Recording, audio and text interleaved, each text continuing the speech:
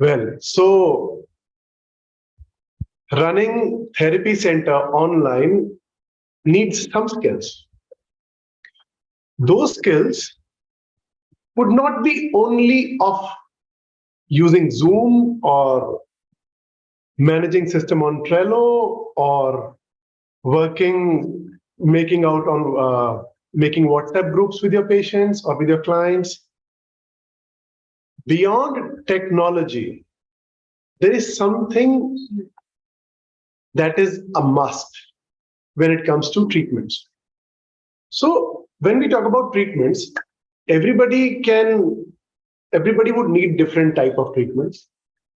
किसी को सिर्फ मेडिटेशन से ही ट्रीटमेंट हो जाएगा, किसी का हो सकता है कि सिर्फ शवासनी ट्रीटमेंट हो, किसी को आपको सुप्त पादानुशासन कराना है वो उससे ट्रीटमेंट हो जाएगा.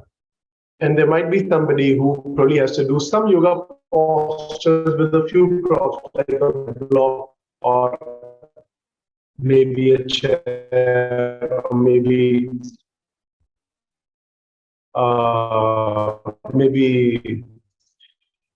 doing Gomukhasana with the bed in therapy. So when we talk about therapeutic yoga, when we talk about taking therapy center online,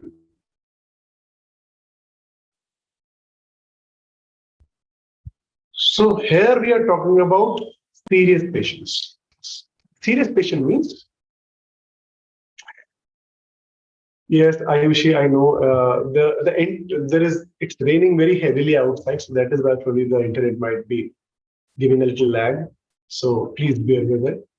And the moment it says internet connection unstable, I'll stop and I'll not speak for 1 second or 2 seconds time. So when it comes to taking therapy center online, when we talk about delivering therapy online, so it depends on the level of therapy. If somebody needs some basic postures, some easy to deliver things online, it's all right. You can simply do it. Shavasana, meditation, pranayam, and other yoga postures which require basic belts and ropes setup, that's all okay, good to go. But when it comes to treating serious cases like sciatica, like slip disc, somebody has got radiculopathy, and that fellow is now looking for help from you as a yoga therapist, then it is a different level. Then you have to have some additional skill. And for that, the first skill that you need is the knowledge of anatomy. Well, those who have already attended a few sessions with me, they'll always say, "Sir, हमें पता था anatomy बोलने वाले हो." So that's okay. और उसकी वजह है, and I have this skeleton here with me. We call this skeleton as Bhavya. So let's say there is a patient who has come to you for lower back pain treatment. Now the lower back pain is this section practically. A patient will come and say, "Sir, kamar mein dukhta." Patient comes and touches the entire lower back. तो बोलेगा जी पूरे में दुखता है, ऐसा दुखता है, यहाँ से दुखता है, इधर से दुखता है. He'll touch the space and he'll tell you.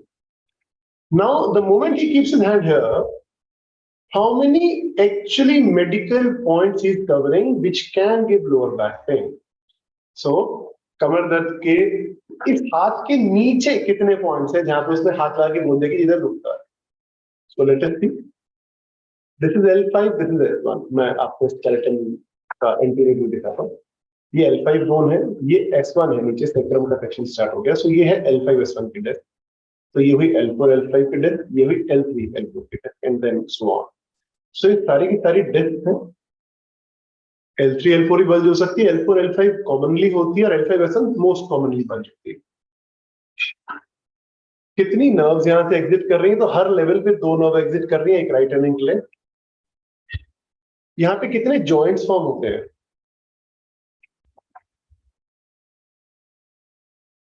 See these small joint here, दो बोन्स के बीच में जॉइंट आपको दिखाई दे रहा है, दो बोन्स के बीच में यहाँ आपको जॉइंट दिखाई दे रहा है. This is called facet joint. Generally इसके अंदर आर्थराइटिस होता है, फैसेट जॉइंट आर्थराइटिस बोला जाता है because these joints are called facet joints. अभी यहाँ से थोड़ा सा हम नीचे की तरफ आए तो ये सेक्शन आ गया which is called SI joint, sacroiliac joint called SI joint.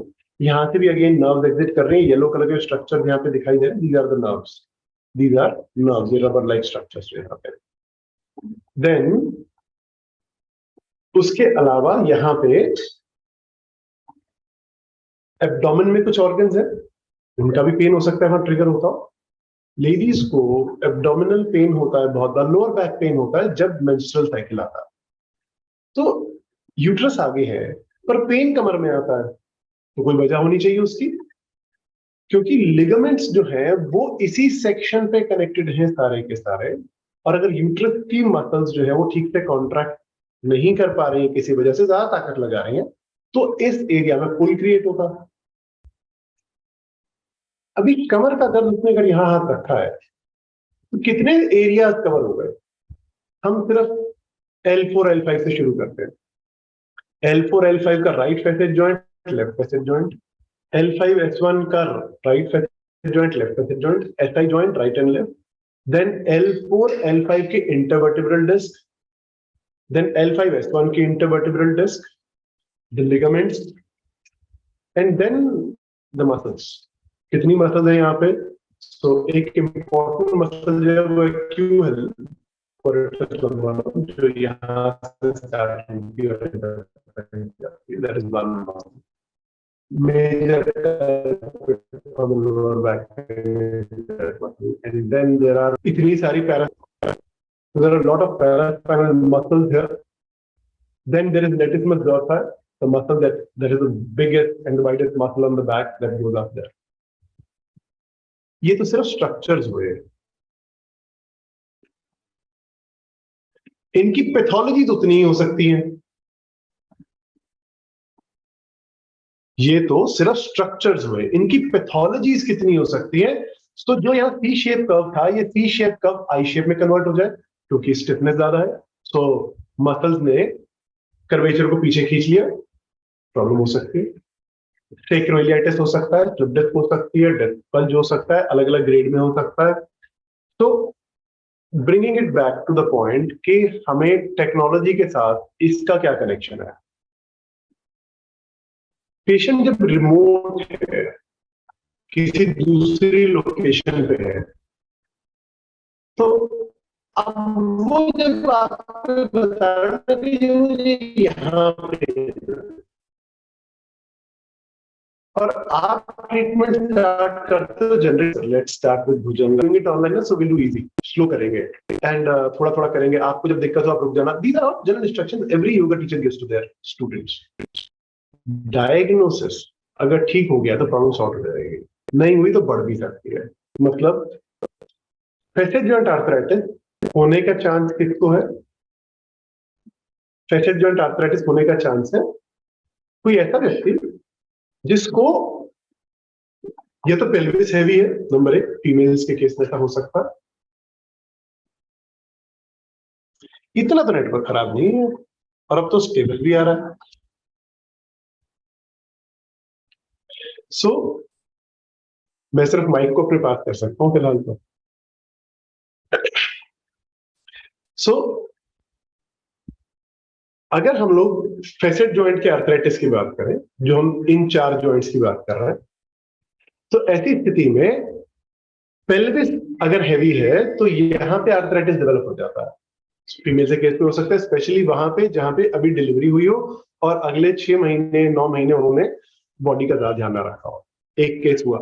दूसरा केस किसके केस में हो सकता है? जो ज्यादा बैक बेंड करने का शौक है. योगा टीचर, योगा टीचर तो थोड़ी होता होगा, तो फ्लेक्सिबल होते हैं. Go and check with yoga teachers कितनी इंजरीज करते हैं खुद को. And the main reason is because they try to push their body to the limits. क्योंकि कोई और कर रहा है, उसको देख के कर रहे हैं, तो उस भाव में हो सकते हैं कि अच्छा कपोत आसन तो हम अचीव करके ही मानेंगे, रेगुलर प्रैक्टिस करेंगे.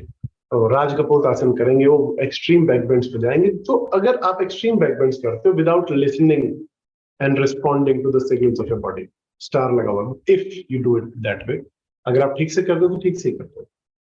But if you do not listen and respond to the signal of your body, सारा बैक बेंड फैसेट जॉइंट से होता है, मतलब फैसेट जॉइंट्स पूरी तरह से स्क्वीज इन हो जाते हैं।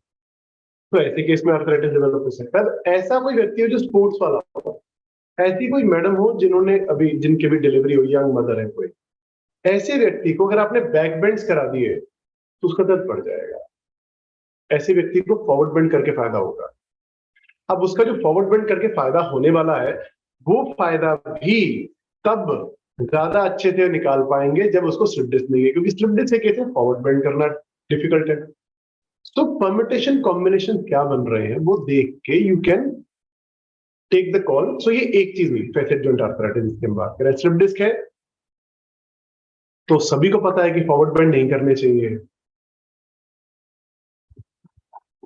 हाँ, पर बैक बेंड करने से भी लोग एक्चुअल में पूरी तरह से रिजल्ट नहीं पा पाते, तो कुछ और भी चाहिए होगा उसके अलावा। तो वो केस जो इसको आप रिमोटली एड्रेस करना चाह रहे हैं, अगर आप उसका प्रॉब्लम डिटेल में समझ गए, सॉर्ट हो जाएगा। कैसे हो जाएगा? आपको उसको ये बोलना पड़ेगा कि जी मुझे ना ऐसा एक उंगली रख के बताओ कि दुखता कहाँ है। बोलेगा पूरा दुखता है सर। बोलोगे अच्छा सबसे ज्यादा पेनफुल एरिया कौन सा है? फिर वो हाथ लाके बताएगा सर ना यहाँ ज्यादा दुखता है, ये एक जगह ना यहाँ पे अंगूठा लगा के बताएगा कि इधर ज्यादा दुखता है या इधर ज्यादा दुखता है। देन ही पॉइंट आउट द एरिया। अब आपने एरिया जब पॉइंट आउट कर लिया तो आप ये तय कर सकते हो कि उसको प्रॉब्लम कहां पे आने वाली है। मतलब if the fellow is touching here, it might be facet joint arthritis. If the fellow is touching sharp here, it might be L5-S1 disc bulge.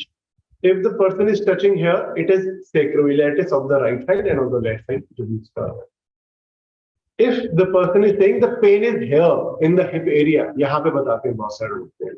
So यहाँ तो कोई जॉइंट एग्जिस्ट नहीं करता, यहाँ पे हिप जॉइंट तो इससे नीचे है, SI जॉइंट इधर है, L5-S1 इधर है। So if the patient is saying the pain is here, he is probably talking about some other muscles. Gluteus group की बात कर रहा है या 6D lateral rotators में से किसी की बात कर रहा है। तो आपको ये समझने की जरूरत पड़ेगी कि वो पेन बता कौन से सेक्शन में रहा है। अगर यहाँ है तो एक ही दिन में ठीक हो सकता है, ऐसा भी हो सकता है। और अगर यहाँ पे हाथ लगा के बता रहा है तो शायद वो 3 हफ्ते का केस हो सकता है। और अगर उसने यहाँ पे पेन बताया है तो QL का अटैचमेंट है, क्वाड्रेटस नंबर ऑफ मसल जो है ऊपर से नीचे आती है, ये उसके अटैचमेंट की जगह है। तो रिमोटली अगर आपको थेरेपी डिलीवर करनी है तो उसके लिए एनाटॉमी की नॉलेज होना मस्ट है, अगर आप कोई मस्कुलोस्केलेटल केस ले रहे हैं तो। बाकी केसेस में भी होनी ही चाहिए पर इनमें तो मस्ट है। मस्कुलोस्केलेटल केसेस कौन से हुए? Neck pain, back pain, shoulder pain, knee pain, arthritis, sciatic, slip disc, all these cases. अभी अगर हम लोग सिर्फ डायग्नोसिस की बात करें तो 3 स्टेप में होता है कभी भी ट्रीटमेंट। आप किसी को भी ट्रीटमेंट दे रहे हो, पहले आप उसका डायग्नोसिस करोगे कि उसका प्रॉब्लम क्या है।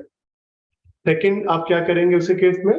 यू विल चेक कि सीक्वेंस जो आपने बनाई है वो ठीक बनाई है, बैक बेंड कराने हैं, फॉरवर्ड बेंड कराने हैं, वो आप तय करोगे।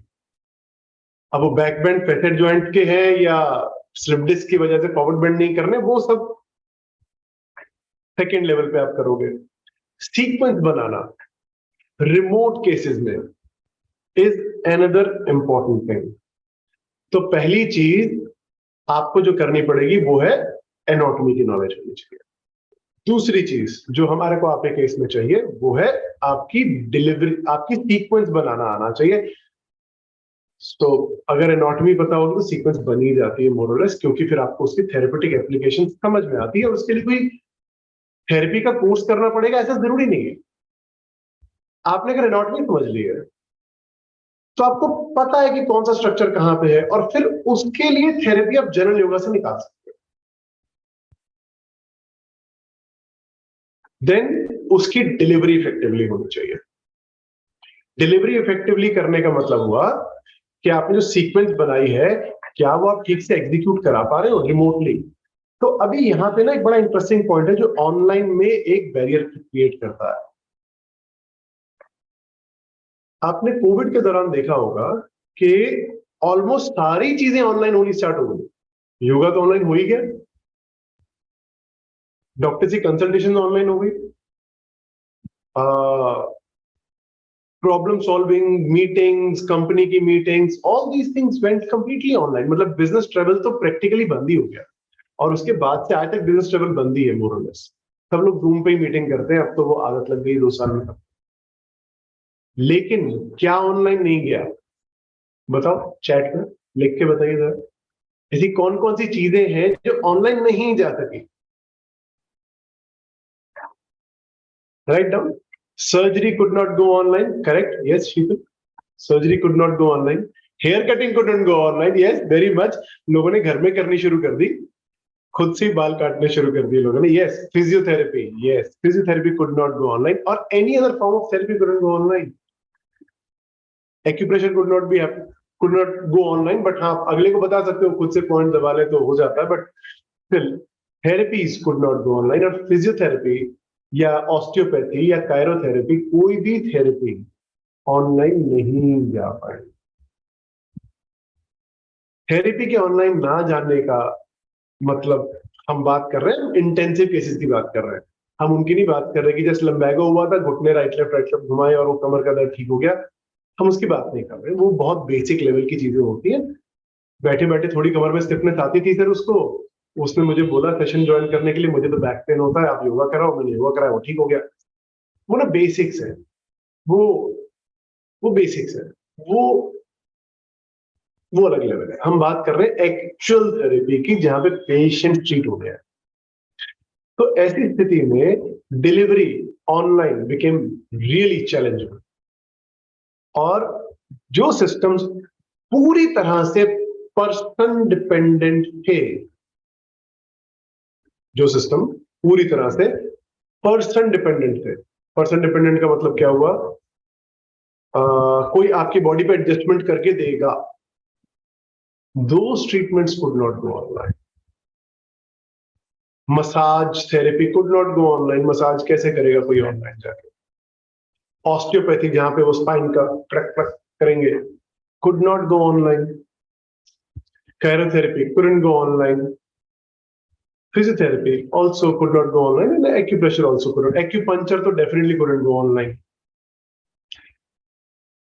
योगा में एक यूनिकनेस है, हम थेरेपी भी जब कराते हैं तो हम उसको बोलते हैं कि तूने ये करना है, so we get things done verbal instruction से। हाँ, वो टीचर्स के लिए चैलेंज जरूर आ सकता है जब पेशेंट्स को हाथ लगा के ट्रीटमेंट देते थे कि सर मैं आपको आसन कराता हूँ, वो सुप्त पादंगुष्ठासन में वही लेके खड़े हो जाते हैं कि जी हम ही कराएंगे आपको सुप्त पादंगुष्ठासन। वहां पे तो चैलेंज आ सकता है, बट अदरवाइज आप अगर वर्बल इंस्ट्रक्शन से कराना जानते हैं तो ट्रीटमेंट ऑनलाइन जाने का पहला स्टेप क्लियर हुआ, पहला स्टेप क्लियर हुआ। डिलीवरी की हम बात कर रहे हैं, diagnosis is the first thing, then designing sequence second thing, third step हुआ डिलीवरी। डिलीवरी के हम फर्स्ट स्टेप की, तो थर्ड के ए पॉइंट की बात कर रहे हैं कि अगर आपका वर्बल कम्युनिकेशन स्किल ठीक है तो पॉसिबिलिटी खुली कि आप ऑनलाइन डिलीवर कर सकते हैं। तो इस टेक्नोलॉजी के टाइम में कुछ चीजें ऑनलाइन नहीं जा पाई, ये प्लस पॉइंट है कि माइनस पॉइंट है? टेक्नोलॉजी के इस जमाने में हम लोग कुछ चीजों को ऑनलाइन नहीं ले जा पाए, ये प्लस पॉइंट है कि माइनस है? ये सोच के जवाब देना कि चैट जीपीटी 4 आ गया है।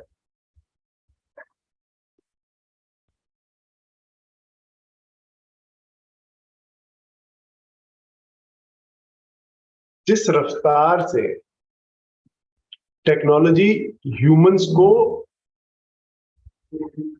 नॉट नीडेड की कैटेगरी में डाल रही है, आपकी जरूरत नहीं है, आप बैठो साइड पे, उस नजर से देखा जाए तो अगले 5 से 10 साल में बहुत सारे प्रोफेशन के जो लोग हैं, सर्विस इंडस्ट्री का जो प्रोफेशन है, जैसे कि yoga teacher is service industry, professional service industry, service industry hotel भी होती है, हम सर्विस इंडस्ट्री की बात करें जब व्यक्ति ही प्रोडक्ट है। सो प्रोफेशनल सर्विस की हम बात कर रहे हैं। सीए, सीए का सारा काम, सारा जैसा काम, when I say सारा, it doesn't mean end to end 100%. Mostly the work that is done by the CA has gone online. सिर्फ लोगों को इस चीज की जानकारी नहीं है अभी तक कि कहां पे जाके सर्विसेज ली जा सकती है, पर सब कुछ ऑनलाइन है। लॉयर क्या बताता है, कौन सी धारा लगेगी, कब लगेगी, क्या एप्लीकेबल है क्या नहीं है, ये तो सिस्टम बता देगा। चैट जीपीटी पे जाके चेक कर लो। जहां जहां पे कंसल्टेंसी की सर्विसेज चाहिए और वो किसी डॉक्यूमेंट में एग्जिस्ट करती है, चाहे वो कॉन्स्टिट्यूशनल डॉक्यूमेंट हो, चाहे वो कोई भी और डॉक्यूमेंट, वो सब ऑनलाइन चली गई है। तो अगले 5 साल में, 10 साल में जो ये टेक्नोलॉजी एडवांस हो रही है, उसके हिसाब से बहुत सारे प्रोफेशनल्स जो है, कंपनी उनको बोलेगी जी ये वाला काम तो ना सिस्टम से कर लेते हैं, आप इससे नेक्स्ट लेवल का काम करके दीजिए। ह्यूमंस के पास मेनली जो एक काम बचेगा वो होगा प्रॉब्लम सॉल्विंग, प्रॉब्लम सॉल्विंग, और आप लोग प्रॉब्लम सॉल्विंग करते हो। सो एक काम ये है जो कि प्लस पॉइंट है कि अच्छा है कि ये नहीं जा पाया अगर ऑनलाइन, तो अच्छी बात है, बट लॉन्ग टर्म में अच्छा है। आज तो आपको लग रहा होगा कि सब लोग ऑनलाइन गए, सबका काम चलता रहा, आप लोग को एक सेटबैक लगा, छोटा था क्योंकि थोड़ा समय लगा सभी को ऑनलाइन आने में, but everybody could actually cope up with the technology. So delivery online इस सिस्टम से तो पॉसिबल है, मतलब यौगिक थेरेपी के सिस्टम से पॉसिबल है, लेकिन सब केसेस में नहीं।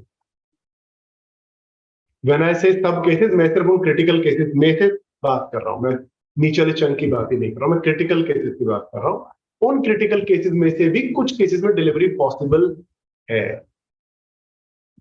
पहला काम क्या करना होगा, आपको अपनी नई स्किल डेवलप करनी चाहिए। नई स्किल आप में से बहुतों के पास होगी शायद, जिनके पास ना हो वो डेवलप करने की कोशिश करें, और वो है,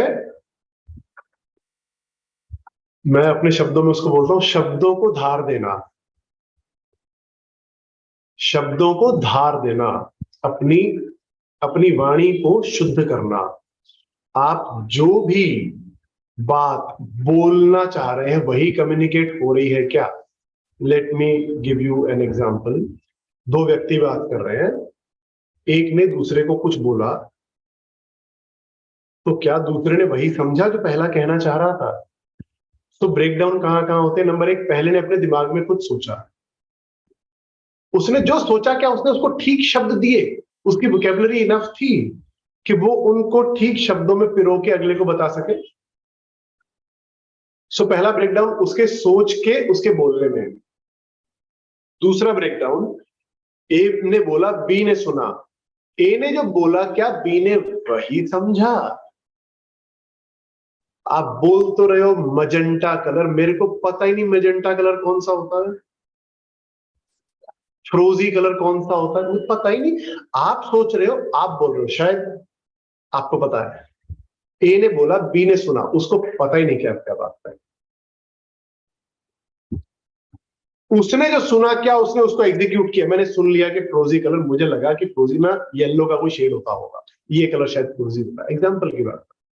सो मैंने वो कलर उठा के मैंने यूज कर लिया। ब्रेकडाउन होने के मल्टीपल लेवल्स एग्जिस्ट करते हैं। एक ने सोचा, उसने बोला, बोलने ब्रेकडाउन हो सकता है, उसी को शब्द ठीक ना मिले हो। जो उसने बोला वो अगले ने सुना, सुनने में गलती कर सकता है, सुनने और समझने में गलती कर सकता है। जो उसने सुना क्या, उसने वही किया। सो पहली चीज जो करने की जरूरत है वो है वाणी की शुद्धि। जो आप कहना चाह रहे हैं वही कम्युनिकेट हो रहा है, जो आप सोच रहे हैं वही कम्युनिकेट हो पा रहा है अगले को।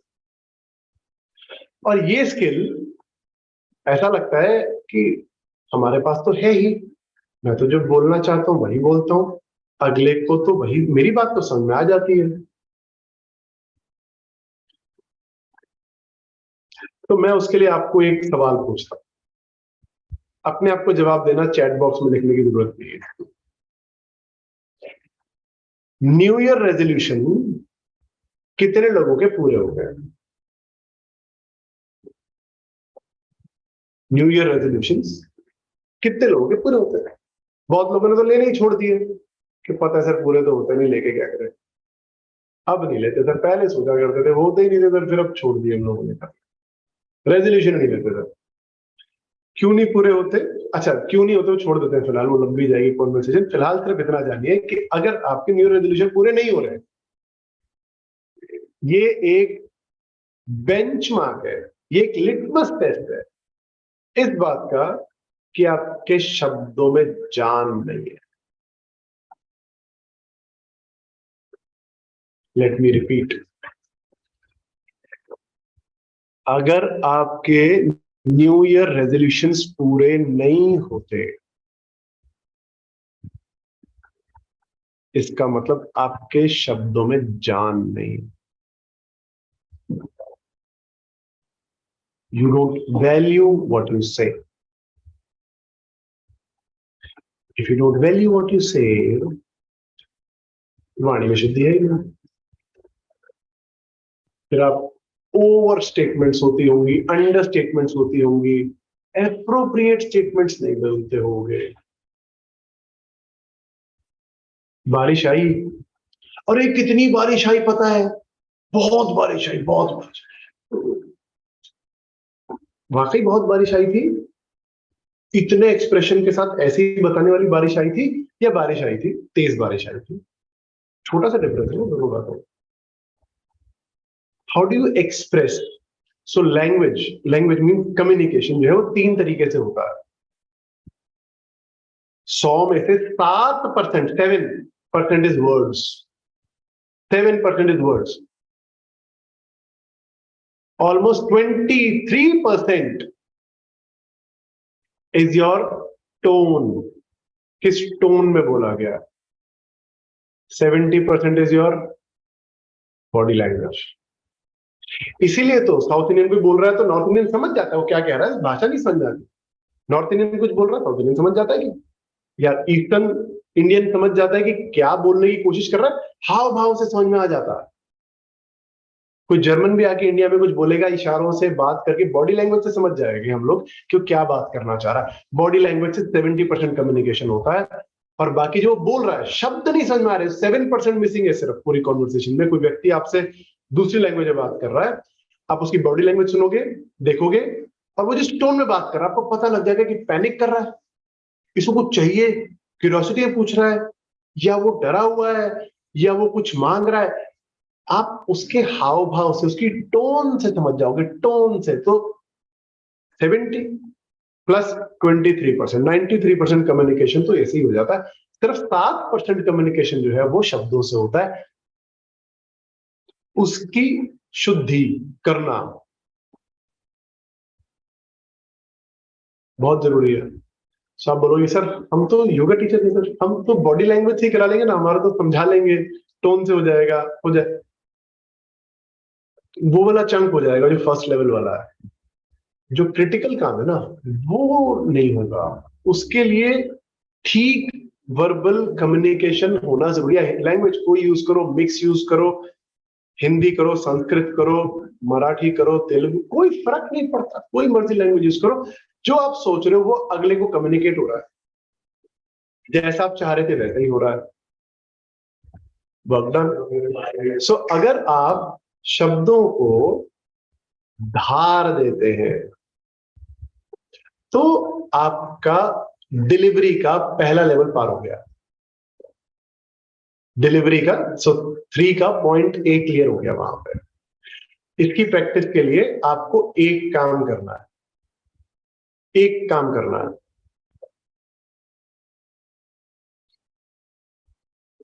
जो भी चीज आप कहना चाह रहे हैं उसको एप्रोप्रिएट वर्ड्स में कहिए। सरकार तो कुछ करती ही नहीं,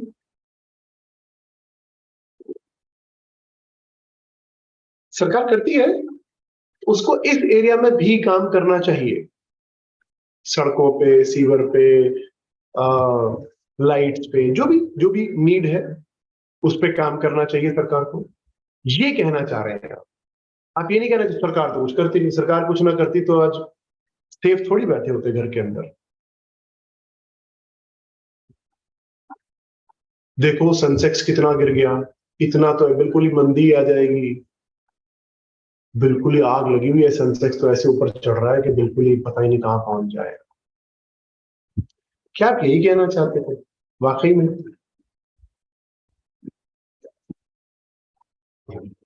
सड़कों पे गड्ढे हैं, वो सड़क तो है ही नहीं, गड्ढे ही गड्ढे हैं, गड्ढों के बीच में सड़क बनी हुई है।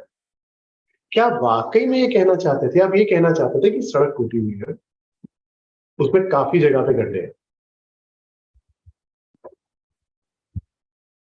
अगर आप एप्रोप्रिएट वर्ड्स यूज करते हैं अपनी बात को कम्युनिकेट करने के लिए,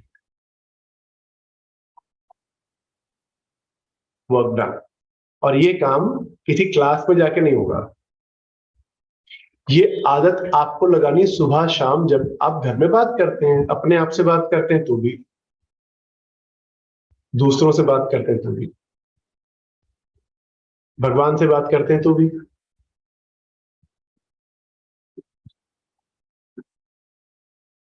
भगवान से जब चीजें मांगते हो ना, आपको पता है कि मिलेगी नहीं,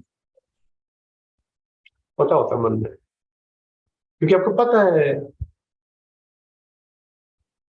ऐसा तो होगा ही नहीं, मन में पता होती है बात है। क्यों? क्योंकि अपने शब्दों पर भरोसा ही नहीं है, आपको पता है मेरी बात तो पूरी होती नहीं थी, तो इसलिए क्या। सो शब्दों को धार देने की प्रैक्टिस करनी शुरू कर दी मैंने। अब उसमें ना डिफिकल्टी लेवल मत बढ़ाइए अपना, कि नहीं मैं तो हिंदी में ही बात करूंगा, क्योंकि हिंदी में बात करने से ना अपनी बात में दम आता है और उससे बहुत अच्छे से वो बात बता पाता हूं अगले को। भाषा आपके विचारों की अभिव्यक्ति है। आप हिंदी में कर लो तो ठीक है, संस्कृत में कर लो तो ठीक है, जर्मन में कर लो तो ठीक है, जिससे बात कर रहे हो उसके हिसाब से वो करनी आनी चाहिए। इसका मतलब नहीं कि जर्मनी का क्लाइंट है तो आप जर्मन सीखना शुरू करो। आपको अपनी रूटीन डेली सुबह शाम जो आप बात करते हो उसको शुद्ध करने की शुरुआत करनी चाहिए। और पतंजलि को तो हम वाणी के साथ, ग्रामर के साथ जोड़ते ही हैं, और हम योगी हैं, पतंजलि को हम वैसे ही मानते हैं, तो हमें तो इस पे ज्यादा फोकस करके काम करना चाहिए। इसके अलावा डिलीवरी में एक और इंपॉर्टेंट चीज है, हम कैमरा एंगल्स की बात तो कर नहीं रहे हैं यहाँ पे। कैमरा एंगल्स तो आप सेट करा ही लोगे, वो तो टेक्निकल सा पॉइंट है। एक सामने से होना चाहिए, एक साइड से होना चाहिए, दो कैमरों से आपको लॉग इन कराना चाहिए और आप किसी को थेरेपी दे रहे हो तो। यू शुड डेवलप द योगिक आई। यौगिक आय डेवलप करने के लिए दो चीजें चाहिए होती है, एनाटॉमी की knowledge, again connecting it to the first point diagnosis वाला, दूसरा प्रैक्टिस। बिना प्रैक्टिस के आप यौगिक आय डेवलप नहीं कर पाएंगे, मतलब वो संभव नहीं है। और प्रैक्टिस का मतलब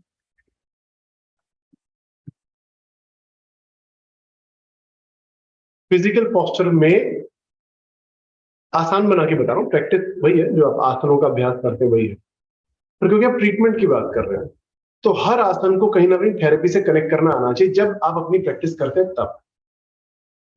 जब आप अपनी प्रैक्टिस करते हैं तब उस आसन को थेरेपी से कनेक्ट करना आना चाहिए। मैं ये मान रहा हूं कि आप एक जनरल योगा प्रैक्टिशनर है, रेगुलर जो भी क्लास होते हैं योगा प्रैक्टिशनर है, not called general yoga, yoga practitioner है, और आपने एनाटॉमी सीख रखी है। अब आप जब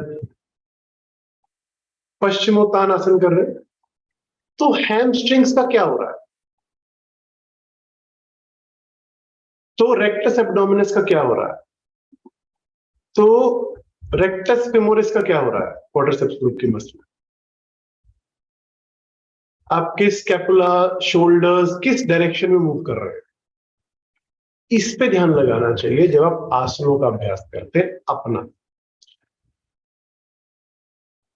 ये प्रत्याहार, धारणा और ध्यान का एक स्वरूप है। You are bringing all your energies to one area, आप लेट्स से आप लेफ्ट स्कैपुला को फोकस कर रहे हैं जब आप कोई आसन कर रहे हैं, तो bringing all your energies to it. शुरुआत है ध्यान की तरफ जाने की, उसी चीज पर ध्यानस्थ होने की बात है। तो अगर आप अपने आसनों के अभ्यास में, अपनी प्रैक्टिस में मसल्स पे ध्यान लगाते हो, थेरेपी की तैयारी हो जाती है। क्योंकि फिर ना कम हाउ बॉडी को दिखता है कि इसको ऑनलाइन करते हुए स्ट्रेच आ रहा है कि नहीं, दिखता है, आंख से दिखता है, उधर उसकी मसल दिखाई देती है कि ये स्ट्रेच आ रहा है कि नहीं। और आप बोलते हैं अच्छा एंगल ना ये 1 इंच और आगे बढ़ा लो, तो बोलते अरे हाँ स्ट्रेच आ गया, ये करते ही स्ट्रेच आ गया, डिलीवरी हो जाएगी। क्योंकि ट्रीटमेंट रिजल्ट तभी देगा जब आप चाह रहे थे वो हो। तो पहली बात, नंबर 1, आपके पास में शब्दों में जान हो, और उस शब्द से जो आप करवा के लेना चाह रहे हो आपको आंख से दिखाई देना चाहिए। सो पेशेंट जब आपके पास चल के आए तो आप उसका डायग्नोसिस कर पाओ कि ये क्या प्रॉब्लम लेके आया है। क्या ये स्किल बाद में डेवलप हो जाएगी कि उसको देख के उसका डायग्नोसिस कर लो, पर जब वो आसन का अभ्यास कर रहा है आपके सामने, ट्रीटमेंट थेरेपी चल रही है जब उसकी, तो क्या आप देख के समझ सकते हो कि इसका पेल्विस कितना रोटेट हो गया इस आसन में, इसकी हैमस्ट्रिंग को स्ट्रेच आ रहा है कि नहीं आ रहा है, या जो मैं कराना चाह रहा था उस एंगल में ना जरा सा फर्क है, जरा सा फर्क है, बस वो बारीक सा होता है फर्क, बारीक सा। वो बारीक चीज पकड़ने की फिलहाल मैं बात कर रहा हूँ, and that is beyond physical. Beyond physical का मतलब किन के नीचे की लेयर की बात कर रहा हूँ, वो भी फिजिकली है देखा जाए तो, पर किन के नीचे की लेयर की बात कर रहे हैं हम लोग, ये मसल्स की बात। तो if you want to deliver therapy online, tools आपको इस पूरी वर्कशॉप में कई मिल जाएंगे। ये चीजें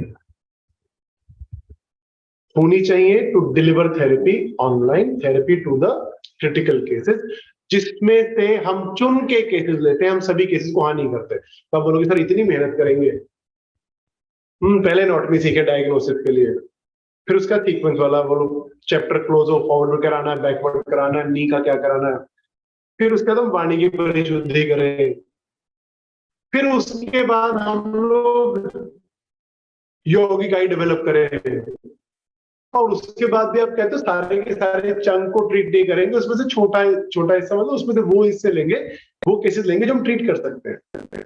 हाँ मैं यही कह रहा हूं, मैं बिल्कुल यही कह रहा हूं। हमें कौन से केसेस नहीं लेने हैं वो ज्यादा जरूरी है जानना। जो केस बनते ही नहीं लेने के लिए आप उन केसेस को कर लेते हैं, तो आप अपना ही नाम खराब नहीं करते, आप यौगिक साइंस पे सवाल खड़ा करा देते हो। लोग ये सोचते हैं कि भाई वो करा तो था, योगा करा था, उससे रिजल्ट तो आया नहीं। तो कौन सा केस नहीं लेना जब तक बनता ही नहीं, वो जानना ज्यादा जरूरी है।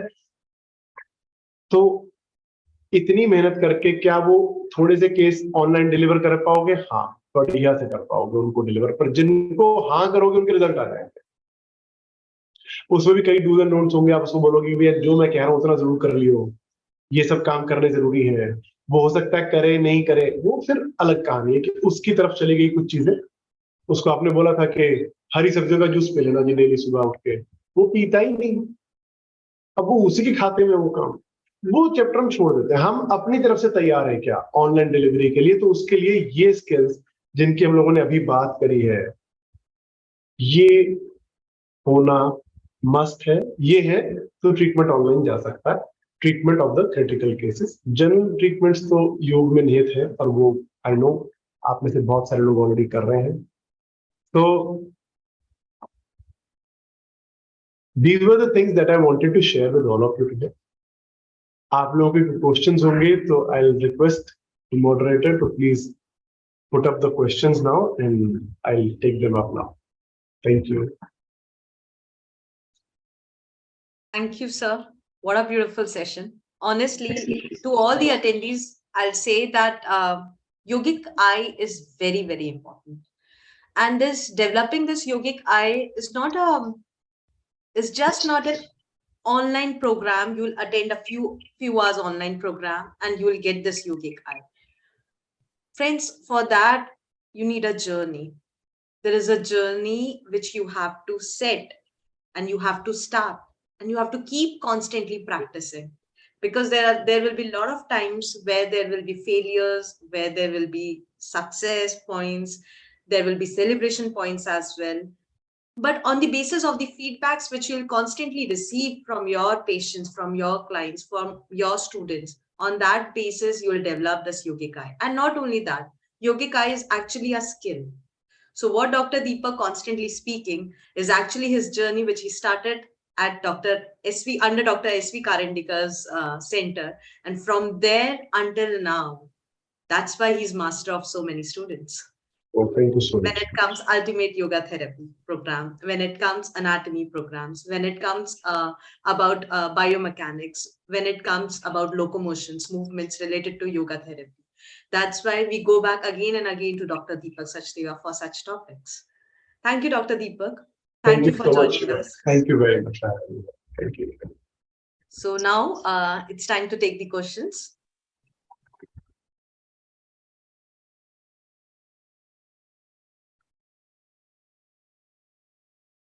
So, sir, we have a question from Umang Tyagi. Can you suggest the best book or online courses, resources to learn in-depth anatomy and physiology and biomechanics? In depth नहीं पढ़नी है. इन डेप्थ का मतलब हो गया graze anatomy जाके खरीद लो, मतलब समझ में नहीं आएगा एनाटॉमी. वो एक एक आर्टरी, एक एक वेसल, बोन में एक एक छेद वो आपको पढ़ाना शुरू कर देंगे. So you don't need in depth anatomy. What you need is complete understanding of the muscle which we use in treatment. अब सर के अंदर की जो वेसल्स हैं उन पे काम नहीं करते. अगर हम नेक वाली पे काम करते तो इनको पढ़ने की जरूरत नहीं रह जाती है. सो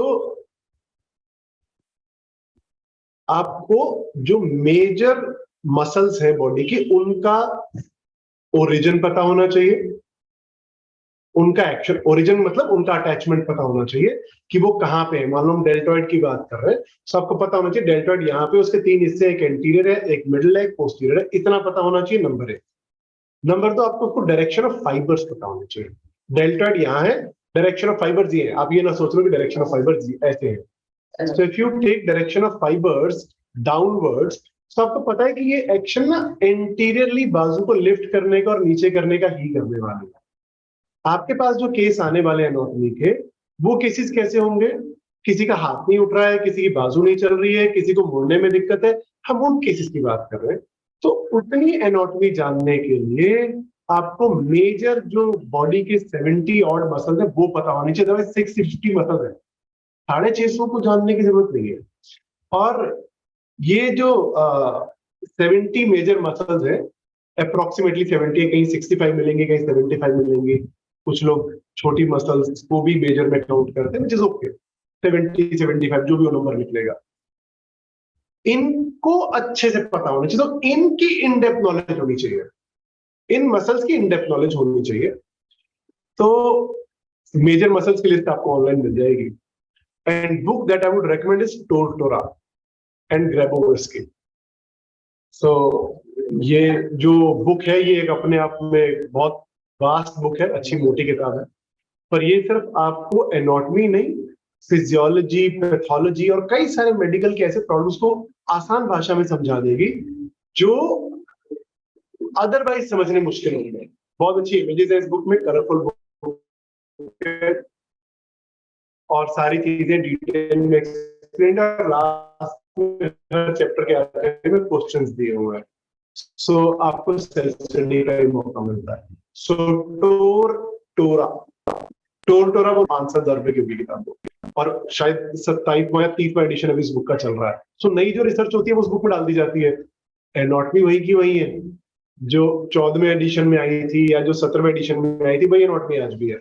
सो कोई आपको पुराना एडिशन भी लेके आप उससे भी काम चला सकते हो. So that is one book that I would say कि आप ले सकते हो. टोरटोरा, TORTORA. जी हाँ जी लीजिए। So Tortora's principle of anatomy and physiology paper भेज दिया है शिवानी ने आपको जी। सो नेक्स्ट क्वेश्चन क्या है Shivani?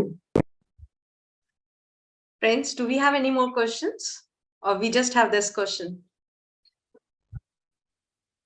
But friends, I would also like to tell you that instead of going in,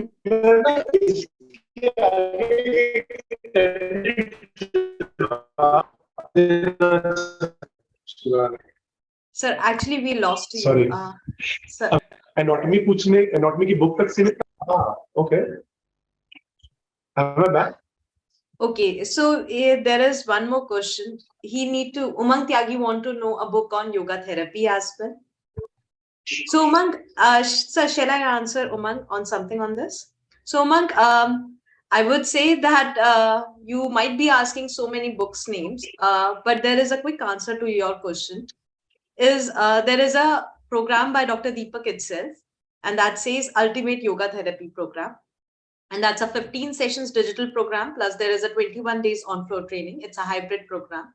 I believe the announcement for the next admission will be announced soon. And that program will set your journey for anatomy. And trust me, there might be many students of Dr. Deepak who might have joined today as well. And their journey with anatomy was way difficult before they joined Dr. Deepak's program. And now they find naming muscles names as easy as like chopping potatoes. हाँ, थोड़ा difficulty से chop करते हैं potatoes, पर ठीक है, वैसा ही हो गया है, pretty much like that. So yes, so we have more questions. Shivani, मैं ना इस पे एक बात एक्सटेंडेडली आगे बोलना चाह रहा हूँ, जो पहला क्वेश्चन आया था एनाटॉमी की बुक के बारे में। सो ऑल डियर लिसनर्स, आपको पता है कि सारी मेडिकल की बुक्स ऑनलाइन मिलती है। सारी की सारी किताबें जो भी आपको डॉक्टर बनने के लिए चाहिए, सब यहाँ दिल्ली में तो नई सड़क पे मिल जाती है, आपके वहां पे भी कहीं ना कहीं मिलती होंगी। पढ़ लो, बन जाओ डॉक्टर।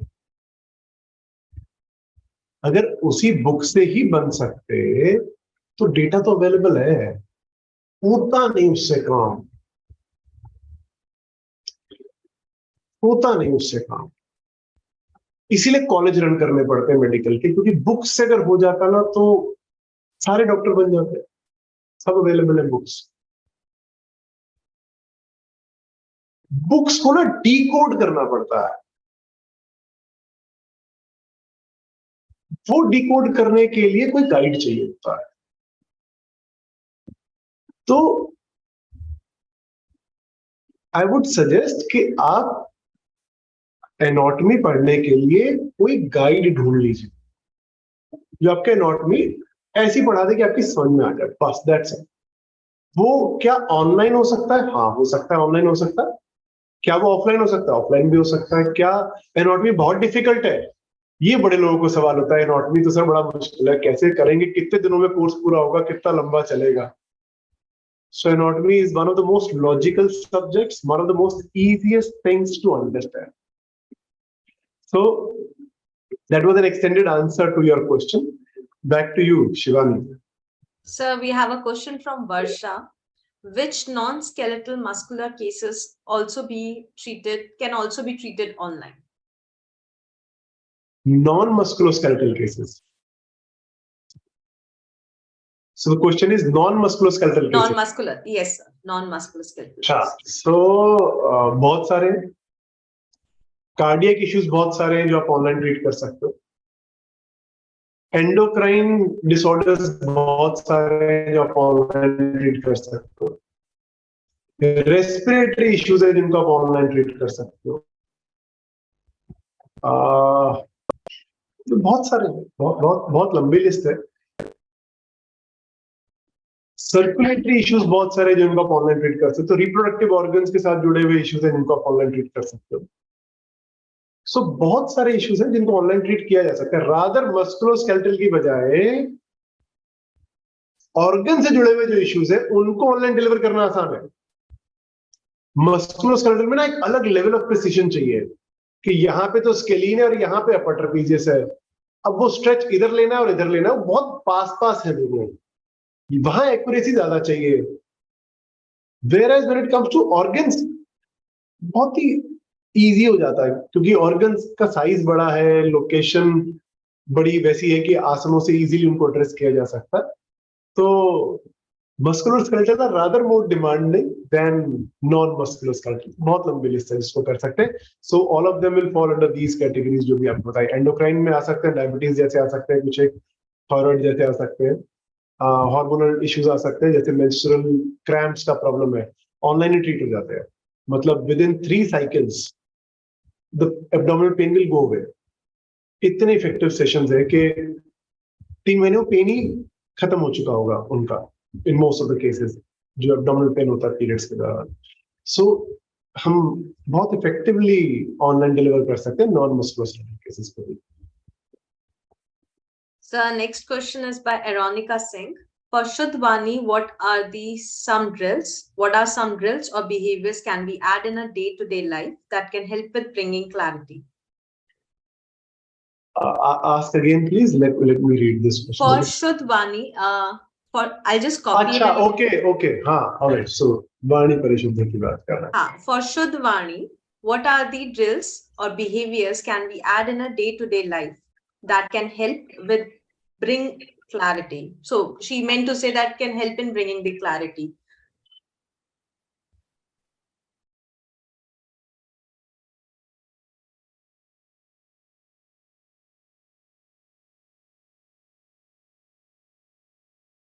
तो उपाय तो कई सारे हैं। एस्ट्रोलॉजी में बोलते हैं कि इलायची रख लो जुबान पे, और म्यूजिकल थेरेपी कर लो, उससे भी जो है आप टोन को अपनी इंप्रूव कर सकते हो, किस टोन में आपको बात करनी चाहिए। साउंड हीलिंग हेल्प कर सकती है, क्योंकि आवाज साउंड ही है, मतलब जो आप बात कर रहे हो साउंड ही है, तो साउंड थेरेपी हेल्प कर सकती है। ये सब चीजें ना मदद तो कर सकती है कि एक्चुअल काम करेगा आपका अवेयरनेस टू योर वर्ड्स, यही काम करता है। बाकी सब चीजें इसके अराउंड है। आप सुर लगाना सीख लो, बहुत अच्छी बात है, आपकी टोन इंप्रूव हो जाएगी फॉर श्योर, जल्दी हो जाएगा, बाकी लोगों से जल्दी हो जाएगा। आप एस्ट्रोलॉजी वाले उपाय कर लो या आप साउंड हीलिंग वाले कर लो, वो काम तो करेंगे, बाकियों से जल्दी जरूर हो जाएगा, पर वो ना शायद 20% ही है पूरी बात में। 80% काम करेगी अवेयरनेस। आपके शब्दों के प्रति आप कितने जागृत हो, आप बोलते क्या हो, क्या आप उसकी जवाबदारी लेते हो। अगर आप अपने शब्दों की जवाबदारी लेते हो तो आप ना शुरुआत में तो बहुत जगह फंसोगे कि बोल दिया,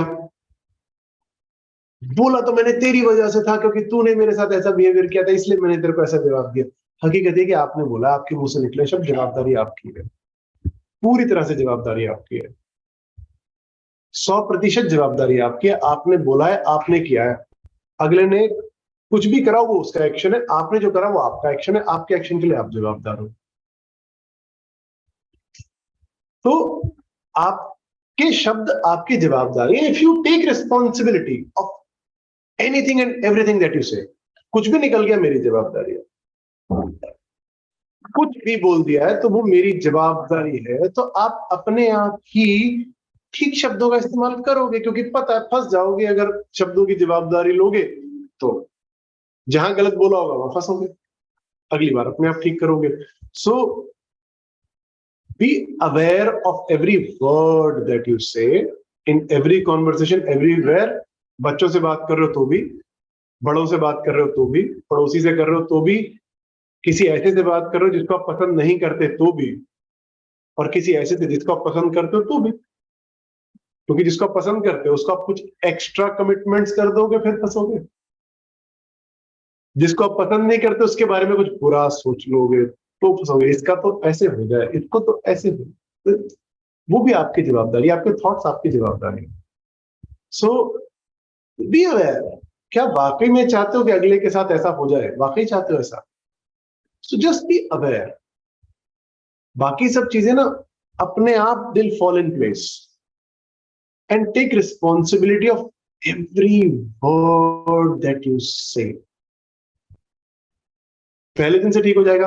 हाँ। साल, 2 साल, 3 साल, कुछ भी लग जाए इस काम में, रास्ते तो लग जाओगे। तो आज नहीं तो कल जरूर हो जाएगा ये काम। और आपको ये पता लगेगा कि कितनी लूजली हम वर्ड्स को यूज कर जाते हैं बहुत बार। छोटा सा एग्जांपल क्या है? चाय मिली आपके हाथ में, चाय पीनी नहीं होती, पर चाय मिली, बहुत ज्यादा गर्म है। बहुत और ज्यादा का मतलब एक ही होता है, बहुत ज्यादा कुछ नहीं होता है। बहुत ज्यादा गर्म है, क्या हुआ? क्यों बोल रहे हो आप बहुत ज्यादा गर्म है? क्यों बोल रहे हो बहुत ज्यादा बारिश हुई? बहुत और ज्यादा पर्यायवाची शब्द है। आप फिर भी अपने शब्दों में उनको जोड़ के बोल रहे हो। तो क्यों बोल रहे हो? क्योंकि आपको वेटेज डालनी है अपनी बात में कि वाकई में ज्यादा। यू सिंपली से इट, चाय ज्यादा गर्म है, या बारिश बहुत हुई है। बहुत का मतलब बहुत है ना, बहुत मीन्स बहुत, दैट्स ना। सो इस तरह के शब्द है ना, उनको निकलने लग जाएंगे अपने आप वाणी में से, तो जो बोलोगे वो हो जाएगा। हकीकत है, लोग बोलेंगे सरस्वती बैठती है जुबान पे। जो बोल दोगे वो हो जाएगा, वैसी स्थिति बन जाएगी, वो अपने आप आएगा, समय के साथ आएगा। हो सकता है 5, 10, 15, 20 साल लग जाए उस लेवल तक पहुंचते हुए, पर हकीकत है कि आप जो बोल रहे हो बोल ही सच रहे हो। जब बोल ही सच रहे हो तो वो तो होगा ही। होगा ही तो लोग बोलेंगे ही कि बोला था ना, सही ने बोला था, हो गया है, ऐसा ही होना है। तो सो उसके लिए एक ही प्रैक्टिस है, प्रवीण जो भी आपको बताई, अवेयर हो जाओ और रिस्पॉन्सिबिलिटी ले लो जो भी आप बोलते हो उसके लिए। Sir, our next question on this. Do you have an effective communication course also? So hello भाई योगा के साथ बात करेंगे इसके ऊपर। अभी तक नहीं है, क्योंकि वो एक अलग एरिया है काम करने का।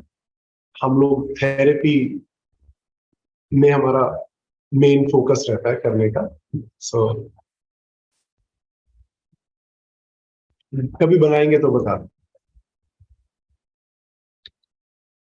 जी। So next question we have from Shruti. When is the course starting?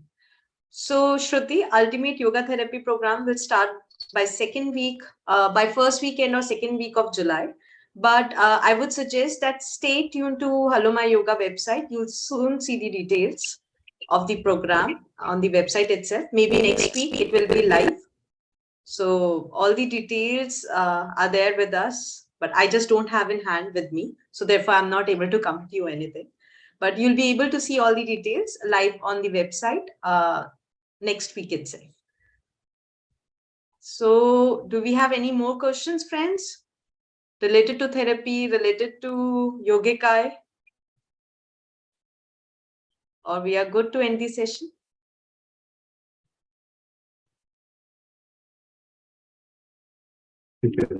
Looking forward to more such summits with sir.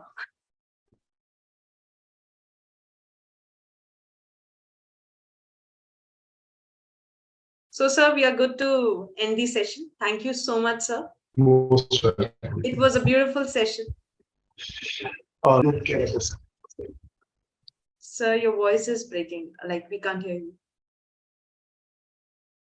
I'm so sorry, sir, but yes. Okay, so we have a question which has been asked by a lot of students, and it's quite a popular question for you always, which is, does physiotherapy and yoga works equally? Compare क्यों करना है? ये दोनों के बीच में comparison करने की इच्छा क्यों है आपकी?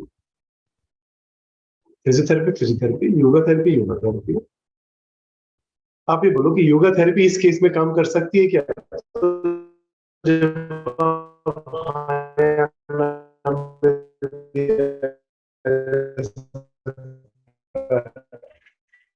फिजियोथेरेपी इस केस में काम कर सकते हो? जवाब हाँ या ना में दिया जा सकता है। तो कॉम्पिटेंट हम तो उसकी बात करें, हम योगा थेरेपी कर सकते हैं। कई जगहों पे ऐसा होगा जहाँ पे आसन बहुत अच्छा काम करते हैं क्योंकि माइंड पे काम करने की जरूरत है, तो वो आसनों के जरिए संभव है, आसानी से किया जा सकता है। कई ऐसे केसेस हैं जहाँ पे पोस्ट सर्जरी रिहैब करना है, लिगामेंट रिकंस्ट्रक्ट हुआ है किसी का, वो फिजियोथेरेपी में बहुत अच्छा कर सकते हैं। सो हर एरिया आप प्रॉब्लम वाइज ये सवाल पूछ सकते हो, तो दोनों थेरेपीज बढ़िया काम करती हैं। किस केस में कौन सी करेगी वो स्टोरी ऑफ जीवक से आपको पता लग जाएगा। स्टोरी ऑफ जीवक आपको फिर भी सुनाएंगे आज आज के सब्जेक्ट के बाहर है वो, but keep it in mind that yes both work, अलग अलग केसेस में इनका अलग अलग रोल हो सकता है। कोई एक केस में ज्यादा इफेक्टिव है, कोई दूसरे केस में ज्यादा। हाँ वर्षा, ये तो हमेशा डिपेंड करता है कि उस व्यक्ति की अपनी स्किल कैसी है। उदाहरण के तौर पे आपने डॉक्टर नरेश त्रिहान का नाम सुना है, जिन्होंने मेदांता हॉस्पिटल बनाया है दिल्ली गुड़गांव में जो है।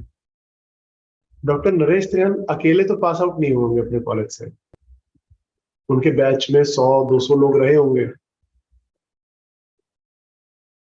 उसमें से सिर्फ एक डॉक्टर नरेश त्रिहान बने, बाकी सब भी हो सकता है अच्छा कर रहे हैं। सो उस व्यक्ति का योग कितना है अपने सब्जेक्ट के साथ, वो मैटर करता है कि वो कितना अच्छा डिलीवर कर पाएगा। तो उसका योग अपने सब्जेक्ट के साथ जितना अच्छा होगा, जब मान लीजिए आप अपने आसनों के अभ्यास में मसल्स बोलते हैं, तो आपका अपने सब्जेक्ट के साथ बहुत अच्छा योग है, तो आप बहुत अच्छा डिलीवर कर पाओगे, पक्की बात है। सो डेफिनेटली डिपेंड करता है उस व्यक्ति ने कितनी स्किल एक्वायर करी है। So good yoga therapist, good physiotherapist, जो जो अच्छा रिजल्ट प्रोड्यूस कर जाएगा। Can both therapy B combined? Therapy combination के लिए पहली बात आपको कुछ लीगल सिस्टम्स के थ्रू गुजरना पड़ता है।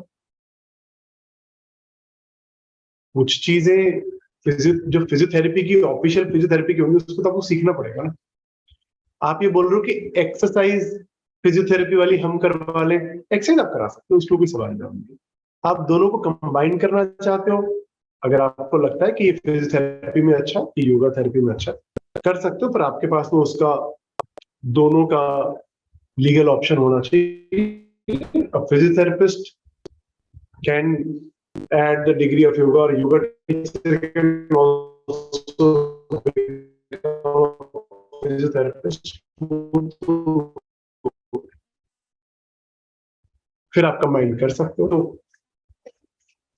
आप वो चीजें यूज कर सकते हो जो उस पर्टिकुलर डोमेन की वो नहीं है, उस पर्टिकुलर डोमेन वाले ही यूज कर सकते हैं ऐसा नहीं है। फॉर एग्जाम्पल रेडियोलॉजिस्ट है, अल्ट्रासाउंड करना है, एब्डोमेन का अल्ट्रासाउंड करना है, जैसे अल्ट्रासाउंड करते हैं अपने वो भ्रूण आइडेंटिफाई किया कि नहीं किया, फीमेल चाइल्ड वाला जो चैलेंज वो प्रॉब्लम आता है कि गर्ल चाइल्ड की वजह से वो रेडियोलॉजी वाला डिपार्टमेंट एक पर्टिकुलर सेट ऑफ डॉक्टर्स के लिए छोड़ दिया गया। अब उस सिस्टम की जो टूल्स और टेक्निक्स है वो उसी व्यक्ति को अलाउड है यूज करने के लिए, आप नहीं कर सकते। इवन कोई दूसरा शायद कार्डियोलॉजिस्ट या डायबिटोलॉजिस्ट भी जाके रेडियोलॉजी के इक्विपमेंट यूज नहीं कर सकता। तो फिजियोथेरेपी की वो चीज जो फिजियोथेरेपी की ही है वो आप नहीं कर सकते। जो यूनिवर्सल है वो आप आराम से कर सकते हो, एंड उसमें एक्सरसाइज हो या उसमें कोई बेसिक ऐसे टूल्स हो, जैसे हीटिंग पैड है, कोल्ड पैक्स है, वो कोई भी यूज कर सकते, ऑल गुड। उतना combination is actually not physiotherapy combination, वो तो जनरल होम रेमेडीज की कैटेगरी में आता है, वो तो सब जगह अवेलेबल है, आप यूज कर ही सकते हो उसको। Anti anxiety, anti depressants, can we heal them so that these medicine can be discontinue? Case समझना पड़ेगा कि क्या है ये case. Anti anxiety, anti depression बहुत जेनरिक क्वेश्चन हो गया। एंटी एंजाइटी और एंटी डिप्रेशन मेडिसिन अगर किसी पेशेंट को डॉक्टर ने दी है तो कोई वजह से दी है। अब वो पेशेंट छोड़ना चाहता है, पहली बात होनी चाहिए, और दूसरी बात वो प्रॉब्लम ऐसी है जिसमें उसकी मेडिसिन रिड्यूस की जा सकती है, ये दूसरी बात है। तो ये तो केस स्पेसिफिक हो गई बात। तो इसके लिए तुम्हारे केस की डिटेल्स चाहिए होंगी कि हम उसकी वो मेडिसिन डिस्कंटिन्यू कर सकते हैं कि नहीं कर सकते। जनरली मेडिसिन से हमारे को जितनी कम डिपेंडेंस हो उतनी अच्छी। डिपेंडेंस तो किसी भी चीज की हो रही है, चाहे वो मेडिसिन हो, चाहे वो उठ के 3 गिलास पानी पीने से ही पेट साफ होता है, वो डिपेंडेंस हो। सो डिपेंडेंस तो सभी तरह से हमारे को बचना चाहिए, और उसके लिए आसनों का अभ्यास